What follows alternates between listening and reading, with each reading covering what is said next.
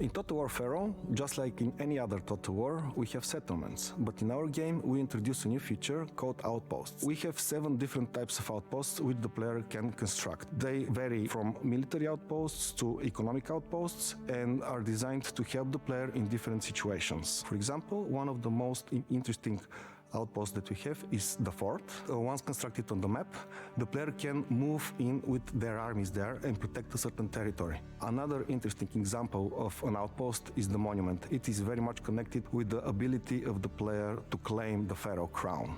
In order to be able to become a pharaoh, the player needs to gain enough legitimacy.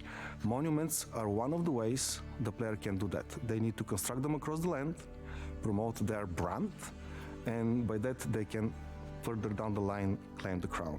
Another interesting outpost will allow the player to be immune for some time from the perils of the desert. In Egypt there is a lot of sand and sometimes traveling across the desert is important. So such outposts will help the player not to lose the majority of their army while traveling. Another outpost will help the player with the upkeep of the army. Yet another outpost will help the player with the production of their regions. As we planned the game, we wanted to make sure that a successful playthrough will include a combination of outposts and buildings in the settlement in order for the player to succeed. For Total War Pharaoh, we're bringing match combat animations back. They will be played by individual entities from each unit. The animations are weapon specific, so when an entity attacks another entity, the defending entity will not just play a random defend animation, it will play a specific animation depending on the weapon attacking it. So there's quite a large number of animations going to be played, which will immensely help with immersing the player to the actual battle and the gruesome details of it. For Total War Pharaoh, we are reworking sieges by adding multiple victory points. What that means is essentially that every single victory point in the city matters. You do not gain points as it was before by capturing a single victory point.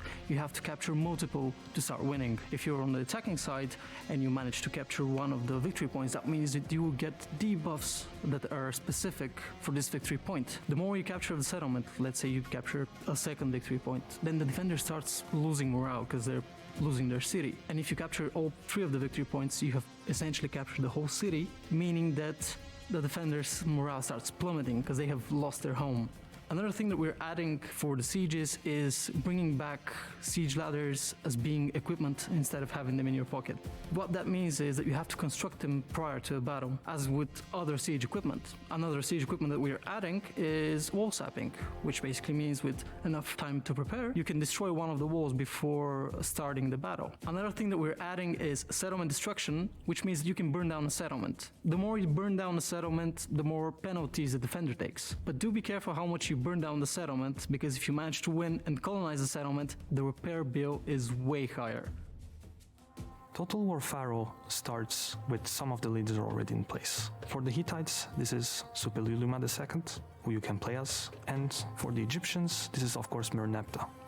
For all other factions, you will first have to demonstrate your worthiness. This is done by accumulating first enough legitimacy, and then by challenging the pharaoh or the great king himself in a bloody civil war where all factions will have to choose between defending the supreme leader in place or becoming a pretender themselves and try to grab the throne. Legitimacy is the key resource that will allow you to start and win a civil war. It is a sort of representation of how the people measure the worthiness of a leader in that time. And it is also what historians would call symbols of power and order. There are different sources of legitimacy, and each one will allow you to win the civil war using different strategies. These are, for example, conquering lands of significant importance for your people, to capturing places of interests, such as the Sphinx or the pyramids, to building monuments for your people, and even wearing certain crowns. In the case of the more military-oriented Hittites, you can also accumulate legitimacy by engaging in battles. The tougher the odds of the battles, and the bigger the enemy vanquished, and the more legitimacy you will earn. And this is the main way you earn legitimacy for Hittites. However, there's a downside. If you lose these battles, most probably the victor of that battle will be able to challenge you in a new civil war in an attempt to become the new great king. In Total War Pharaoh, characters progress through your campaign by leveling up, and as they level up, you can choose to increase one of their competences. Each character has 3 competences. These are presence, fortitude, and ardor, and all of these reflect a different aspect of what it is to be a Bronze Age general or a politician. Presence. It shows how capable you are of inspiring the men around you as they fight. The second one is fortitude. It represents how well you can withstand harm, both in battle or outside of battle. And finally, you have ardor.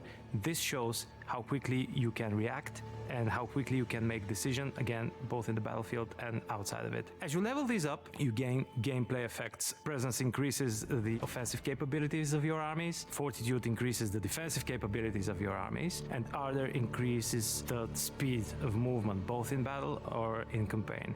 Competences have another very important aspect because they are prerequisite for titles. And titles are these special names that you can assign to your character. For example, if you want to assign the title Master of Charioteers to one of your characters, you will need to have a certain amount of ardor in order for this character to take the title for themselves. You can assign the titles to an unlimited amount of characters. Each faction has a bespoke variety of titles that they can use. Competences are also dependent on the character background. It's a special trait for your character that comes along with the character as you recruit them, and it affects both the initial distribution of competence points for your character and also the kind of traits that the character has access to. If a character is, let's say, bloodthirsty warrior, then this is their background, they will likely gain the trait cruel and not that likely to gain the trait merciful. In addition to that, the ancillaries have been a core part of many Total War titles. They will be easily recognized by any of the veteran players, but we're doing something new in Total War Pharaoh. We are adding an equipment type of ancillary. These are your weapons, your armor, shields, and mounts. In most cases, this is the Bronze Age, so the mount is a chariot. But as you equip different types of these ancillaries, you will get a different unit as a bodyguard unit for your character. If you begin with having a sword in your inventory, if you equip the sword, you will get a unit of swordsman. If you switch that sword with a spear, you will get a unit of spearmen. Of course, putting a bow over there will grant you access to ranged units. You can put them on a chariot and have a swiftly riding archer unit as your general. Also, it allows you to adapt to any situation that might arise in your campaign.